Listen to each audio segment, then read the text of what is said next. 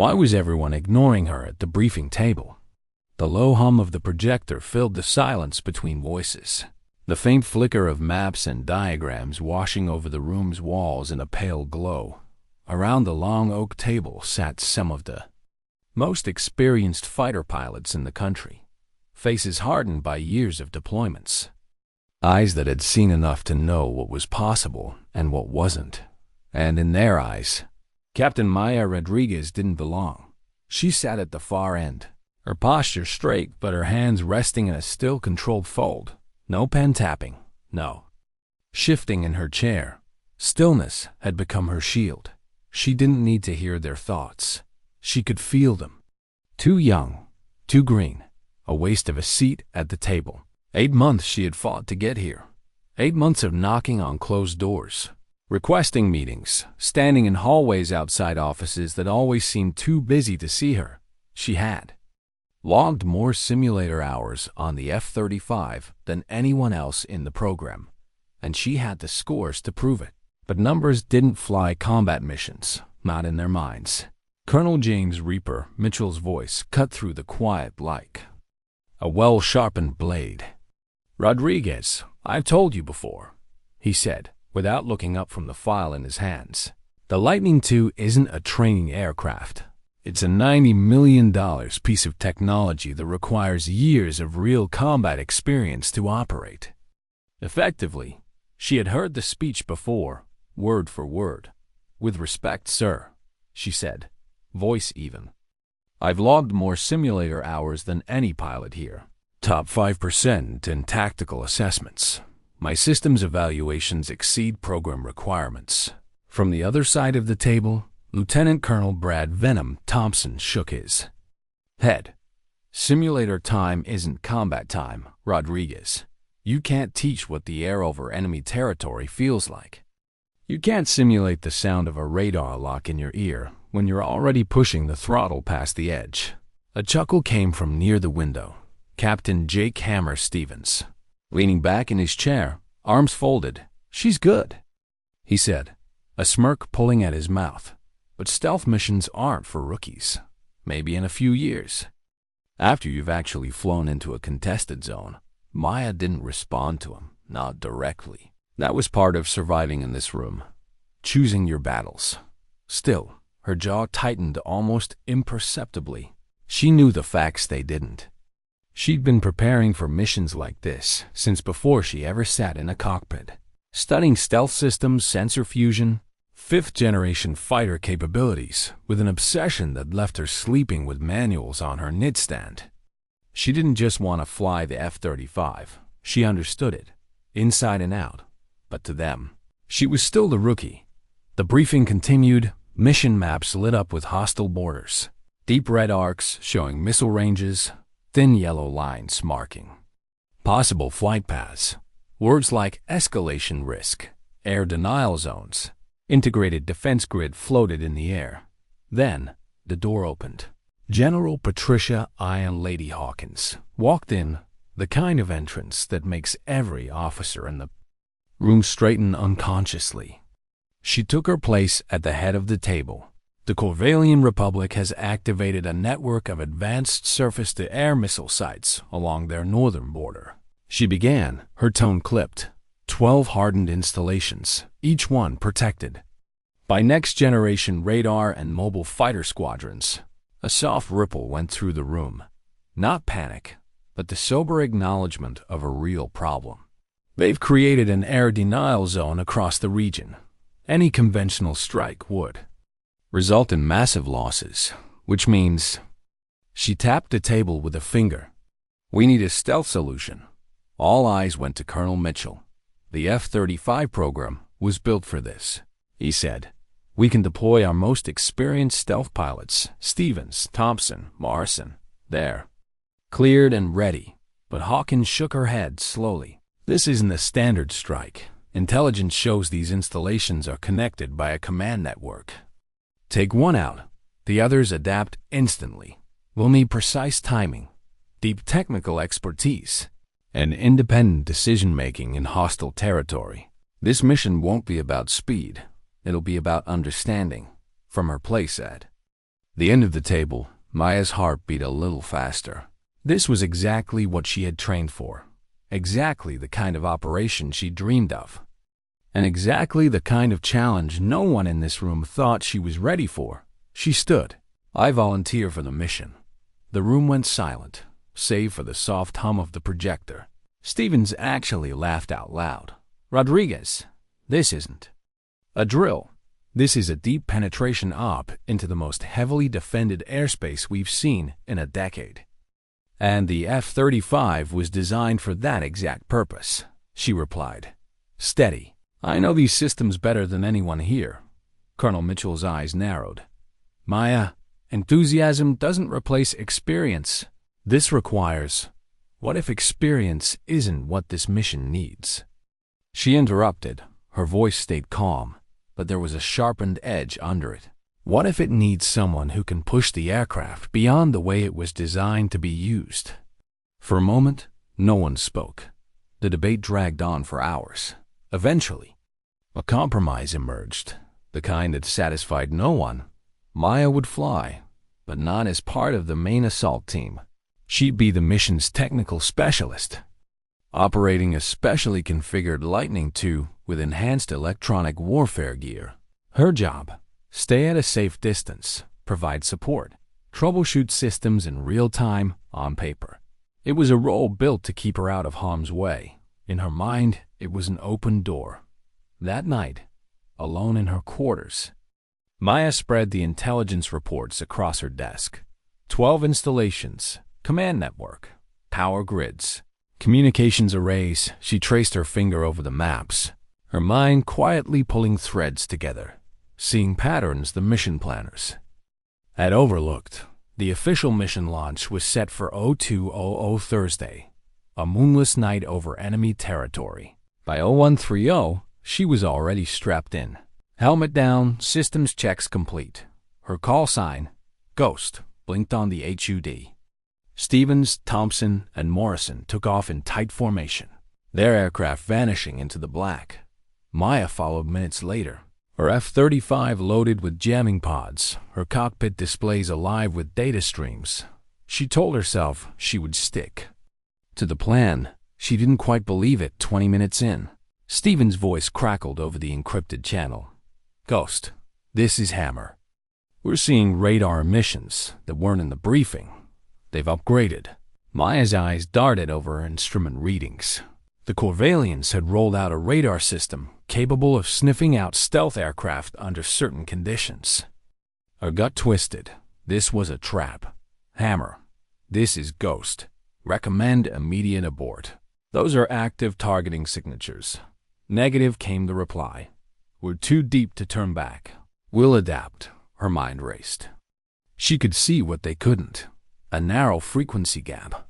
A blind spot in the radar sweep where stealth geometry still held. Hammer, Venom, Reaper. Transmitting new flight parameters now. Adjust altitude 25 degrees. Heading north-northwest 09. You can slip right through. Thompson's reply was ice cold. "Ghost, stick to support. We've got this covered." But she was already banking left, peeling away from her assigned corridor. The maps in her mind were alive now, connecting dots.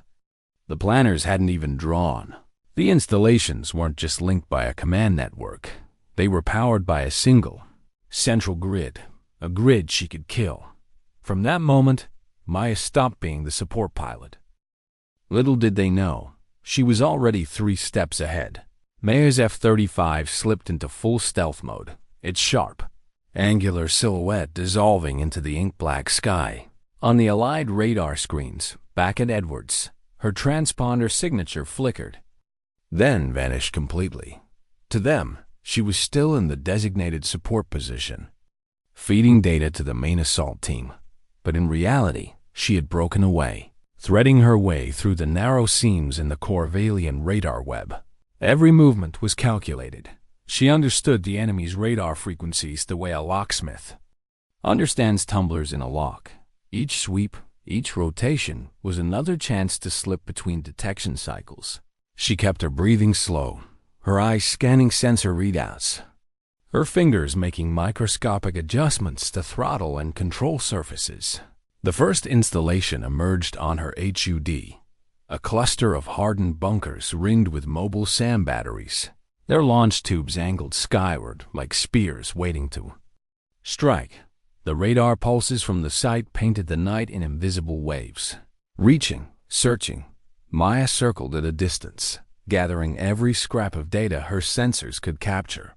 The F-35's advanced imaging systems rendered the installation in near-perfect clarity. Heat signatures of guards pacing on perimeter walls, the faint electric hum of power lines feeding into the complex, the steady heartbeat of the command bunker's server stacks, and then she did something no one in the program had ever attempted. She landed 3 miles from the target on a dirt road barely wide enough to take the weight of the Lightning II's landing gear. She cut her engines. The night swallowed the sudden silence. She popped the canopy, the cold air rushing in with a sting, and climbed down into the shadows. For the next 6 hours, she was on foot. The military had taught her plenty, but not this. This came from years on her family's ranch in New Mexico, where the land had taught her patience, how to read the wind, how to place each step so it made no sound on dry earth. She moved through the sparse brush like a shadow, keeping to the dips in the terrain, avoiding the glint of moonlight on her gear. She counted patrol intervals, memorized guard positions, traced power conduits with her eyes until she found where they disappeared underground. Her instincts weren't just about stealth. They were about listening to the way the ground vibrated under the weight of a generator, to the faint change in the wind when a searchlight swept past. By the time she made it back to her F-35, she knew something no one else did. The installation, and 3 others like it, were powered by a single substation deep in Corvallian territory. And that substation wasn't just pushing electricity. Fiber optic cables ran alongside the high-voltage lines, carrying the command data that linked all 12 installations into one unified defense grid. She didn't have to destroy every installation. She only had to break the spine that held them together. "Control, this is Ghost," she said over comms once she was airborne again. "I'm going off mission perimeters. I have a target of opportunity, a substation that could take down 4 installations and sever comms to all 12. Colonel." Mitchell's reply came like a hammer. "Negative, Ghost. Return to your assigned position immediately. You are compromising the primary assault team." Maya stared through her HUD at the dark horizon. She knew what returning meant, letting Stevens and the others push into a trap she could prevent. Her hand hovered over the comm switch. Then she clicked it off. Radio silence. The decision was made. She pushed the throttle forward, diving low, hugging the contours of the land. The world narrowed to the faint green glow of her night vision, the sweep of her sensors, the constant background whisper of the F-35 systems talking to each other. The substation appeared ahead, a cluster of transformers and relay towers lit in pale floodlight, surrounded by razor wire and a single perimeter fence. No heavy anti-air defenses. Why would there be? It was deep inside their protected zone. Maya didn't give them time to rethink that. She dropped a single precision-guided munition, the targeting reticle locking on with a soft chime in her helmet. One press, one breath held. The missile dropped, vanishing into the dark before erupting in a bloom of orange light. The explosion was surgical, exactly where it needed to be. The main transformers went first, the grid collapsing in a chain reaction of power surges and blackouts. Sparks shot skyward, and in the distance, like falling dominoes, the lights of 4 enemy installations winked out. But the real kill was invisible. The fiber optic link severed in the blast. The 12-site network was blind now, each installation isolated, unable to share targeting data or coordinate intercepts. In the confusion, enemy comms spiked, units scrambled to reroute power, to get generators online, to figure out what had just happened. They didn't know it yet, but they had just lost the one advantage that made them untouchable. And Maya wasn't done. She angled north, toward the next set of targets, not to strike the installations themselves, but the soft underbelly that kept them alive: fuel depots, relay stations, backup generators. Her strikes were ghost-like, in and out before radar even knew she'd been there. Back at Allied Command, the comms room was in chaos. Where the hell is she? Stevens demanded over an open channel after. Her fourth hit. Ghost, report your position. Her reply was calm, almost gentle. Negative on position reports, operational security. What she didn't say. She was now operating entirely alone, deep inside enemy territory, refueling from hidden caches she had located earlier, sleeping. In her cockpit during the rare hours the skies went quiet, living on energy bars and warm water from her survival pack.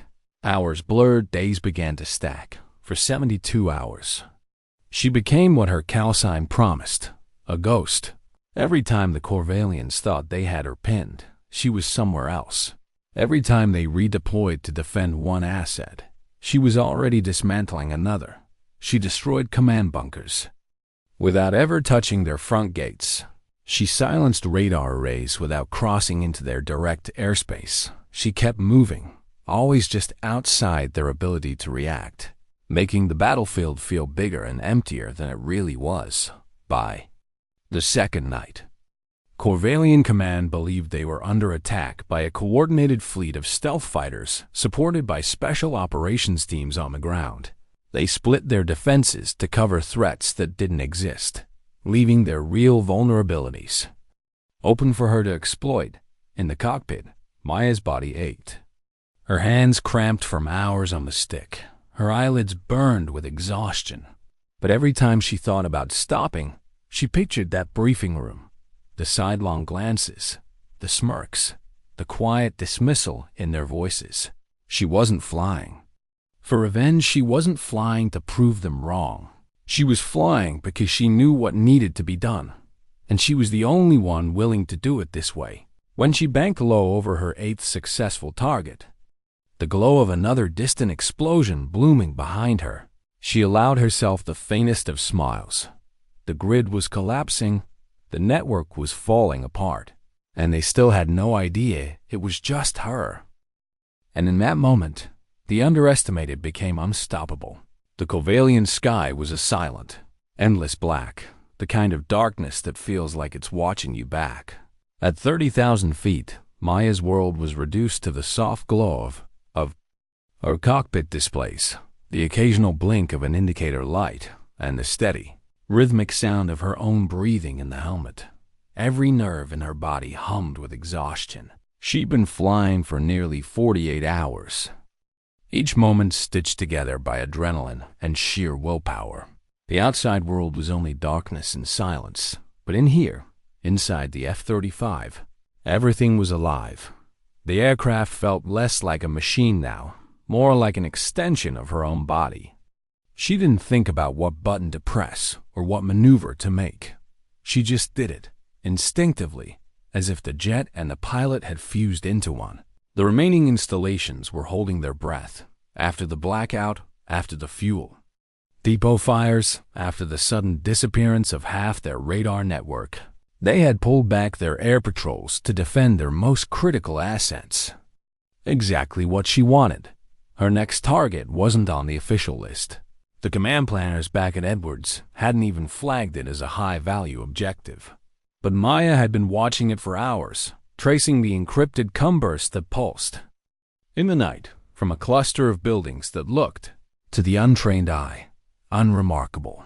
It was the central coordination node for their early warning system, not as dramatic as blowing up a bunker, but far deadlier in the long game.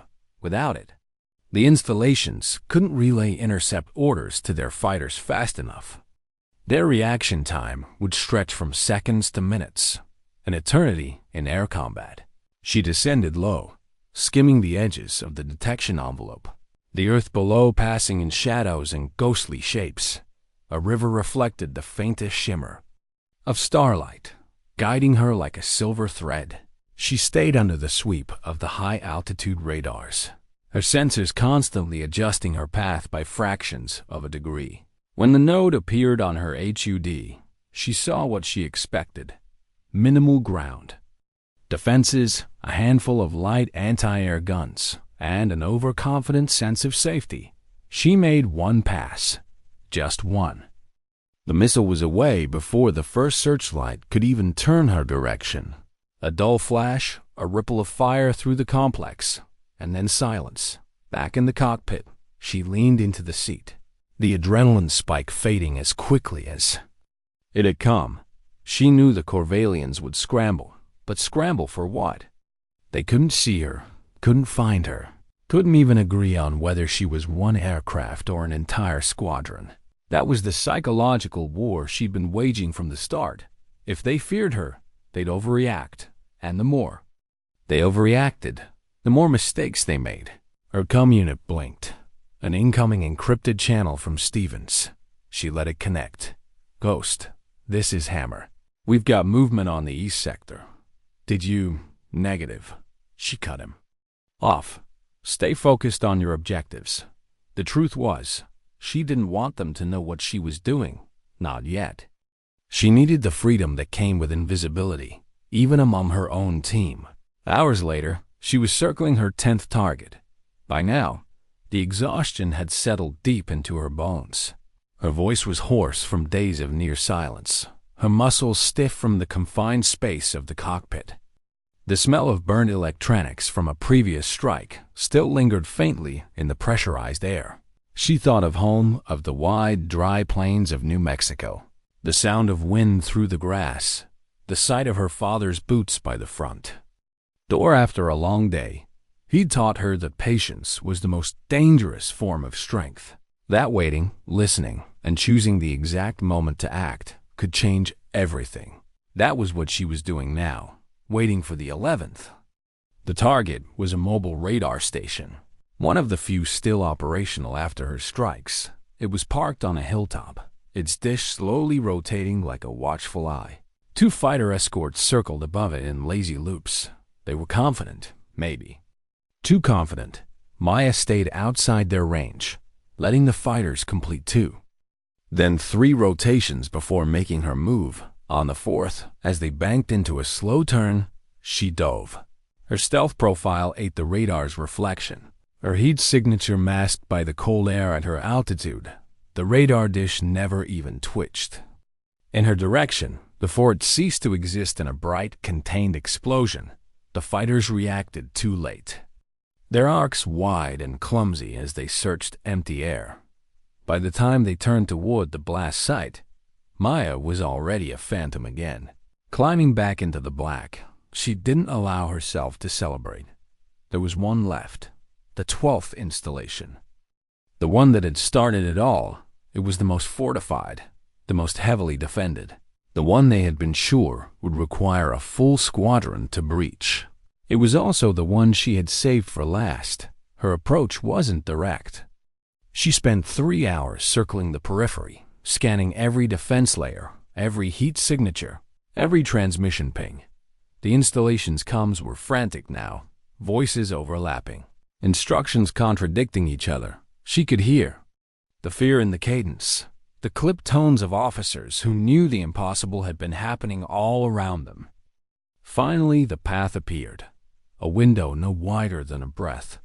The weather over the installation shifted, a bank of low clouds rolling in, momentarily masking the infrared signature that would normally catch her approach. She dove in, hugging the cover, the sound of her heartbeat matching the low vibration of the jet. One strike, clean, deliberate, the kind that makes no noise in your head because you've already accepted what comes next. When the blast lit the sky, she didn't look back. She climbed out of enemy territory for the first time in 3 days. The Corvallian air defense network, nothing but wreckage and silence behind her. The comms channel to Allied Command was quiet. For a long time when she called in, "Control, this is Ghost. Mission objectives complete. All 12 installations neutralized, requesting clearance to return to base." Static, then, General Hawkins' voice, low and steady. "Ghost, Confirm your last transmission. Affirmative. Control. 12 installations destroyed. Network offline. Enemy air assets destroyed or dispersed. Campaign duration 72 hours 14 minutes. There was another pause. She imagined them, sitting in that operations room, staring at each other in disbelief. She didn't smile. Not yet. The war wasn't over. But this battle, this impossible, unthinkable battle, was hers. The runway lights at Edwards Air Force Base shimmered faintly through the night haze as her F-35 descended in complete silence. The jet had been her entire world for the last 3 days. Its cockpit her home, her prison, and her weapon. Now, as she lined up for final approach, she realized she wasn't ready for the stillness that was coming. The wheels touched asphalt with the softest thud, the hydraulics sighing as she brought the aircraft to a smooth, measured stop. The afterburner roar that had been her heartbeat for 72 hours faded into a hollow quiet. She didn't open the canopy right away. She just sat there, hands still on the controls, staring at the dim glow of the HUD, her body unwilling to believe it could stop moving. Her muscles ached in ways she didn't have names for. Her vision swam with ghost images of radar sweeps and targeting reticles, flickering in the dark corners of her mind. When she finally lifted the canopy, the night air rushed in cold and heavy, and that's when she saw them. They had all come, her squadron mates, ground crew, command staff, even officers she didn't know by name. They stood in a loose half-circle around the jet, the harsh white light from the hangar spilling over their faces. No one spoke at first. Colonel Mitchell was the first to step forward. His expression wasn't the guarded skepticism she was used to. It wasn't even surprise. It was something closer to reverence, though he'd never admitted. Rodriguez. He hesitated, the single word hanging in the cold air. I don't know what to say. Stevens moved up beside him, his flight suit still dusty from his own landing. His usual smirk was gone. According to everything we know about air warfare, he said slowly, what you just did shouldn't have been possible. She unclipped her helmet, the weight of it finally gone from her head, her hair damp with sweat. She looked at them, the same men who had told her she wasn't ready, wasn't experienced enough, wasn't the right choice. They weren't wrong to doubt her. They just hadn't seen the whole picture. I just did what the F-35 was designed to do, she said quietly. I think we've all been underestimating what it's capable of. General Hawkins approached last. Her gaze held none of the doubt the others had shown in the past. Rodriguez, you didn't just complete a mission. You've changed how we think about stealth warfare, your tactics, your operational planning. That will rewrite doctrine. Maya didn't answer right away. Her eyes drifted to the jet behind her, scarred now with faint streaks of heat discoloration, but still clinging to the landing gear from that dirt. Rode 3 nights ago, she had pushed it to its limits, and it had carried her home. Inside, a part of her wanted to explain everything. The long hours on foot through enemy territory, the hidden refueling caches, the moments she thought she wouldn't make it back, the quiet, uncheckable fear that every maneuver might be her last. But some stories live better in the silence between words. In the following days, the mission debrief became the stuff of whispers across the base. Pilots she barely knew stopped her in the hall to ask how she'd done it. She didn't give them specifics, not because she wanted to keep the details secret, but because she knew they were chasing the wrong thing. They thought the victory was in the strikes, in the explosions, but it wasn't. It was in the patience, the observation, the moment she didn't take a shot, because waiting would win her more than firing ever could. When the official recognition came, it was in the form of the Distinguished Flying Cross and a promotion to Major. She stood on the parade ground, the medal pinned to her chest, the flash of cameras catching the moment. She heard the applause.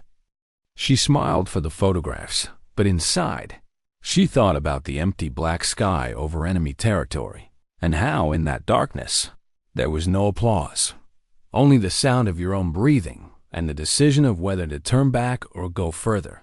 That night, In her quarters, she laid the medal on her desk. She stared at it for a long time. Awards were for the record books. The real reward was knowing she'd done what had to be done, not because someone told her to, but because she knew no one else would. She thought again of her father's voice, quiet and steady on those long evenings back home. Patience isn't about waiting for the world to hand you something. It's about waiting until you know exactly when to take it. The Air Force would go on to change its training programs. Her tactics would be studied, dissected, adapted, but she didn't fly for doctrine or legacy. She flew because there was a mission no one believed she could do, and because the cost of failure was something she wasn't willing to let happen. In the end, she didn't feel like a hero. She felt like someone who had been given the chance to do the one thing she was built for, and sometimes, she thought, dignity doesn't speak. It simply acts. 6 months later, the mission was still a ghost that moved through conversations at Edwards. It appeared in fragments, in the quiet pause between instructors during tactical briefings, in the sideways glance between pilots when someone mentioned stealth doctrine, in the way younger officers fell silent when Maya walked into a room. She didn't seek the attention. If anything, she avoided it. She still preferred the far corner of a briefing table, her eyes on the screen, her hands folded, letting the loudest voices fill the air. But the difference now was that when she did speak, no one interrupted. The Air Force had formalized it into a program, Advanced Stealth Tactics Development, and they put her in charge. It was a title that came with more authority than she wanted, but less freedom than she'd had in the cockpit during those 72 hours. Here, there were schedules, reports, reviews, but this was where the real shift would happen, and she knew it. On her first day, addressing the new cadre of pilots, she didn't open with doctrine. She didn't show them flight paths or strike diagrams. Instead, she asked a single question. When was the last time you didn't follow the plan? There was a ripple of uneasy laughter, but no one answered right away. She let the silence work on them. The plan matters, she continued, her voice even measured. But the plan is written for the enemy we think we'll face. The one that exists on paper, out there. You'll meet the enemy who wasn't in the briefing, and that's when you decide who you are, the pilot who flies the plan, or the one who wins the mission. She didn't tell them everything about the 72 hours, not the exhaustion that made her hands shake on the controls, not the taste of warm water in the cockpit after hours without food, not the part of her that had quietly wondered if dying alone over enemy territory would be worth it. Those details lived in the private archive of her own mind. What she did tell them was how she thought. How you see the aircraft matters, she said. Most of you think of the F-35 as a fighter jet. That's too small. It's a complete battlefield information system that happens to have wings. Once you see it that way, you'll stop asking what it can do and start asking what you can make it do. In the months that followed, her students began to show signs of that thinking. Training. Missions stopped looking predictable. Simulated enemy forces found themselves countered in ways they'd never anticipated. Pilots stopped asking if a maneuver could be done and started asking what happens if I try. It wasn't without resistance. Some senior officers didn't like the looseness of it, the departure from tightly controlled operations, and she understood their fear. Unpredictability in the wrong hands could be chaos. But she also knew that the enemy was already evolving faster than doctrine could keep up. If they didn't adapt now, they'd pay for it later, every so often. She'd catch Stevens watching one of her training sessions from the edge of the tarmac. He never interrupted, but once, after the last jet landed and the pilots dispersed, he walked over. I used to think experience was everything, he said. But you made me see it different. You taught me that understanding can be more dangerous than experience, and that sometimes the pilot who's never done it before is the one who finds the way to do it at all. She didn't respond with gratitude. She just gave a small nod and said, experience still matters. but only if it doesn't blind you to the new way through. At night, alone in her quarters, she sometimes pulled up the mission logs from those 72 hours, not to relive them, but to study them as if they were someone else's. She looked at her own decisions with the same analytical eye she would give to a student simulation, where the timing could have been sharper, where risk had outweighed gain, because she knew something the medal and the promotion didn't say. It could have gone wrong. Any moment, in 1,000 small ways. It could have ended with her and the jet disappearing into the black. And she wasn't romantic about that. She didn't see it as heroism. She saw it as luck, discipline, and a willingness to keep moving. When the plan fell apart, in the wider military, whispers had turned into formal studies. War game simulations now included Rodriguez scenarios, unpredictable, unorthodox stealth assaults carried out by single aircraft. Analysts who had once dismissed her as an outlier now referred to her as proof of concept one evening. As the sun dropped low over the base and the sky burned in shades of copper and violet, she stood by the flight line, watching a pair of F-35s taxi for takeoff. They carried students she'd been training for weeks, each one about to fly a mission she had designed. She didn't call after them, didn't wave. She just stood there until they were airborne, their afterburners painting brief, bright streaks. Against the fading light, it struck her then that this, not the mission, not the medal, was the real work, sending others into the sky with the tools to think differently, preparing them for the moment when the comms go dead, when the map stops making sense, when the choice is to turn back or to disappear deeper into the unknown. She knew most of them wouldn't face the kind of mission she had, but someday, one of them would. And when that day came, she wanted them to remember what she'd told them in that first briefing.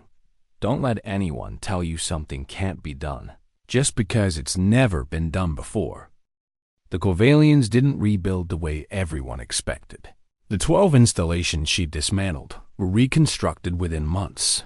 New concrete poured, new radar arrays erected, power grids rewired. But something had changed in them. It wasn't in the steel or the circuitry. It was in their behavior from the moment they powered up again. Their deployments were different. Patrol routes shifted every few hours. Never predictable. Their radar stations didn't follow standard sweep intervals. And when Allied surveillance mapped their defense networks, they found redundancy layered on redundancy. Like a man who sleeps with the lights on after hearing a sound in the dark. It wasn't because of the damage she had done. It was because of the uncertainty she'd left behind. They still didn't know what had hit them. Was it one pilot? A squadron? A multinational task force? Some in their ranks argued it had been a classified, unmanned platform. Others claimed a coordinated strike from special operations teams had crippled their defenses. In the absence of truth, they imagined everything. And in imagining, they made themselves slower, more cautious, more reactive. To Maya, that was the real victory. Not the wreckage left behind, but the hesitation they now carried like a shadow. But victory was never the whole picture. 6 months after the mission, she sat in a secure briefing room in Washington. The kind where the air is still and the light is too bright. The Joint Chiefs had requested her presence. A low hum from the ventilation system was the only sound as she waited. When they finally entered, it wasn't to praise her, it was to question her. Not about the results, no one disputed those, but about the precedent. One man, dressed in a suit that looked too new, leaned forward. "Major Rodriguez, do you realize what you've created? Every pilot in our 5th-gen fleet now believes they might be capable of solo deep penetration missions. They're requesting more autonomy in strike planning, more flexibility to adapt on the fly. We can't have everyone playing Ghost." She met his gaze without blinking. "With respect, sir, we can't have everyone flying the plan either. Not if the enemy has already read it." A murmur moved through the room. She knew some of them agreed with her, others didn't. But she also knew that change didn't come from unanimous votes. That night, alone in a hotel room with a view of the Capitol. She sat at the desk and pulled up an encrypted feed from Edwards. Her students had just finished a simulation she'd designed, a scenario where the planned strike route was compromised halfway through. Half the class had aborted and returned to base. The other half had improvised new routes, bypassed threats, and still hit their objectives. She studied the logs, watching their decisions unfold second by second. She didn't smile at the successes. She didn't frown at the failures. She just noted where they hesitated, where they chose safety over possibility. Possibility had been the difference between her 72 hours ending in success, or not ending at all. Beyond the base, beyond the politics, her name had begun circulating in places she'd never see. Allied forces in other theaters referenced Rodriguez tactics in their operational planning. Defense contractors quietly revised the capabilities sections of their fifth-generation aircraft proposals. Even foreign militaries, some allies, some not, adjusted their doctrine to account for the idea that one pilot might be operating in their skies without them ever knowing. She caught glimpses of it in intelligence briefs, intercepted cum chatter where enemy officers barked orders to find the ghost. Reports of units holding defensive formations for days after spotting a blip that never reappeared. Entire squadrons grounded because of suspected stealth intrusions that had never happened. Fear was expensive, and they were spending it freely. But while her legend grew in distant war rooms, Maya's own life had shrunk in certain ways. She noticed it. First in the silence after she spoke in a room. Not the respectful silence she'd earned, but the kind where people didn't know how to talk to her anymore. Some of her peers still treated her like a pilot. Others treated her like a story, and both were exhausting in different ways. She spent more time in the simulator than she had to. Not for her own training. She didn't need to prove anything anymore. But because in there, the world narrowed back to something she understood. Controls, data, sky. No politics, no myth-making. No expectations she hadn't chosen. In those quiet hours, she ran through what-ifs. What if she had taken a different path on the second night? What if one of those patrols had spotted her during the dirt road landing? What if the cloud cover over the 12th installation had broken too soon? The questions weren't regret. They were reminders that even the most legendary missions are still made of fragile threads. One afternoon, she was called into Colonel Mitchell's office. He looked older somehow, the deep lines around his eyes sharper than she remembered. He gestured to the seat opposite his desk. "They want you to brief NATO command next month," he said. "Not about the mission, about the thinking behind it." She leaned back slightly. "They want to bottle it." He gave a small, tired smile. "They want to understand it, which, frankly, I'm not sure they can. You didn't just fly differently. You thought differently. And that's harder to teach." She thought about that long after she left his office. He was right. The thinking wasn't something you could print in a manual. It came from hours alone in the dark, from walking 3 miles on foot past enemy patrols, because you trusted your instincts more than the safety of altitude. It came from the quiet. Moments before a strike, when the urge to act was fighting with the discipline to wait. She knew the danger of trying to turn that into a formula. The moment it became doctrine, the enemy would learn to counter it. That evening, she walked the edge of the flight line at sunset. The air was heavy with the smell of jet fuel and the metallic tang of cooling engines. A formation of F-35s returned from a training run, their wingtips flashing in the golden light. She paused to watch them land, each one rolling past in a precise, controlled line. She wondered which of those pilots would be the one years from now to find themselves in the kind of mission where no plan survives first contact.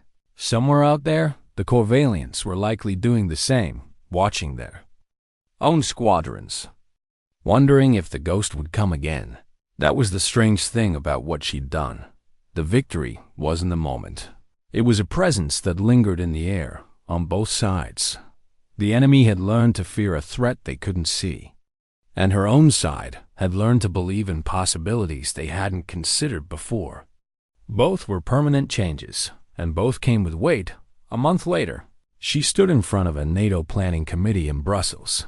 The room was full of uniforms and suits, translators murmuring into headsets, screens glowing with maps of contested zones far from the Corvallian border.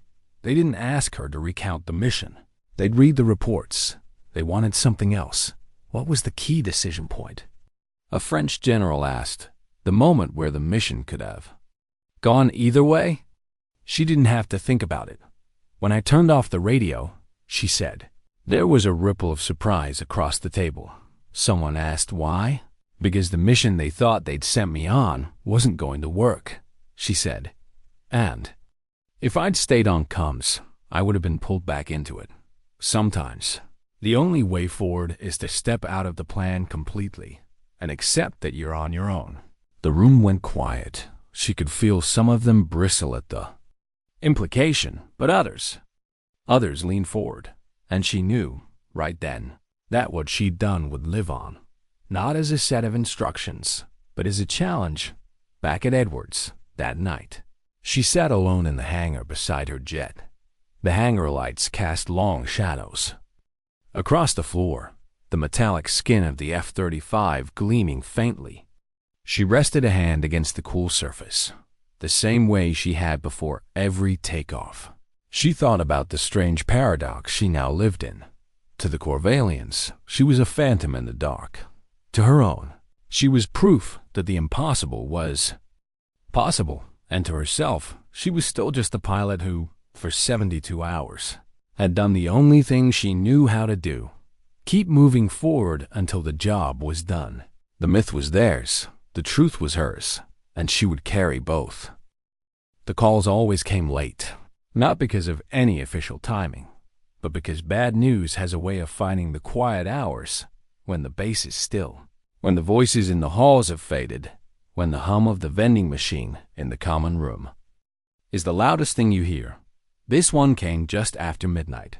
A knock on her door, sharp but hesitant. She was already awake. The young lieutenant standing in the corridor looked uncomfortable, as though holding the message was heavier than delivering it. Ma'am, there's been an incident, not one of ours, but he shifted his weight. The pilot's family is asking for you. She didn't ask why. She already knew. It wasn't the first time. 2 days later, she was standing in a living room. In Nevada, sunlight filtering through thin curtains, the hum of an old refrigerator coming from the kitchen. The pilot, Captain Lee Marino, had been flying a strike mission overseas when her aircraft went down. Different theater, different war, but she'd trained under Maya 6 months earlier. In the first class of the Advanced Stealth Tactics program, the family didn't want technical details. They wanted to understand the person who had trained their daughter. Maya didn't tell them about the mission logs, the performance metrics, the way Lee had taken to improvisation drills like she'd been born for them. Instead, she told them about the first time Lee landed from a night training run and came into the hangar with her helmet tucked under her arm, eyes still bright. From the adrenaline, she was fearless, Maya said quietly, not because she thought she couldn't be hurt, but because she knew the mission mattered more than the fear. The mother nodded, eyes wet but steady. The father just stared at the photograph of his daughter on the wall. Flight suit, half smile, desert air swirling dust around her boots. When Maya left, she sat in her rental car for a long time, hands on the wheel, not starting the engine. She'd given them the truth, but not the whole truth, because the part she kept was this: fearlessness isn't free. It costs something every time, and sometimes it costs everything. Back at Edwards, the next set of intel briefs arrived. She scanned them, not looking for her own name, but for the shape of her influence.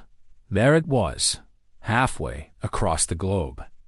A stealth strike in the Baltics. One aircraft slipping through a contested zone to disable an early warning system. The flight path was unconventional. The attack sequence improvised in real time. Her fingerprints weren't literally on it, but her thinking was. Another report, a training exercise in the Pacific, where pilots had broken from scripted maneuvers to exploit an unplanned weather gap. Risky, but it had worked. She knew not all of it would work every time.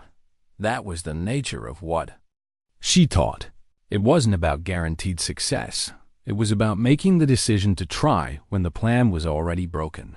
In the quiet hours, she wondered how many of those decisions would end in victory, and how many would end in another living room like the one in Nevada. There was no metric for that. No medal for the nights you lay awake, wondering if the risk you taught someone to take was worth the price they might have to pay. One afternoon, she walked the simulator floor, watching a class work through a complex infiltration scenario. A young pilot named Brooks, sharp, confident, too quick sometimes, rogue formation without clearance, weaving through simulated radar nets and hitting an unexpected secondary target when the simulation ended. He was grinning as he pulled off his helmet. "Ma'am, did you see that? Straight through the gap. They never saw me." She held his gaze for a moment, her voice calm. "Yeah, I saw. You did well." He looked proud until she stepped closer. "Now run it again," she said.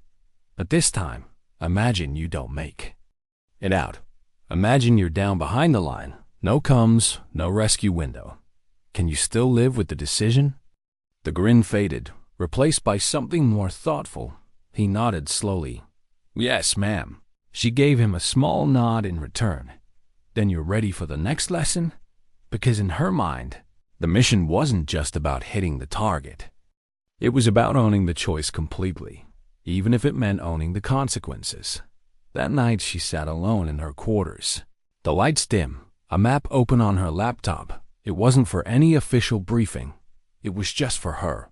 She traced her finger over the Corvallian border, the same way she had before her 72-hour mission. She could still see every gap in their radar, every dirt road, every point where the enemy had thought themselves untouchable. They'd patched most of it by now, but she knew, deep down, there was always another way in, always another thread to pull. And if the day came when she had to go back, she would. Not for recognition, not to prove anything, but because she understood what it meant to be the one who could. The myth would always be there, moving ahead of her. A shadow she could never fully step out of, but the truth, the weight of it, the cost of it, would stay with her in a way no one else would ever fully know. Sometimes, she thought, the most dangerous thing about being a ghost wasn't disappearing. It was knowing you could always come back. It was raining the night she finally stood down, not the sharp, violent kind of rain that slams into the ground in sheets, but the steady, unbroken kind that feels like it's been falling forever. It blurred the hangar lights into soft halos and left the tarmac glistening black under her boots. The base was quiet, no engines winding up, no afterburners lighting the night. Just the rain, the smell of wet asphalt, and the low hum of the hangar generators.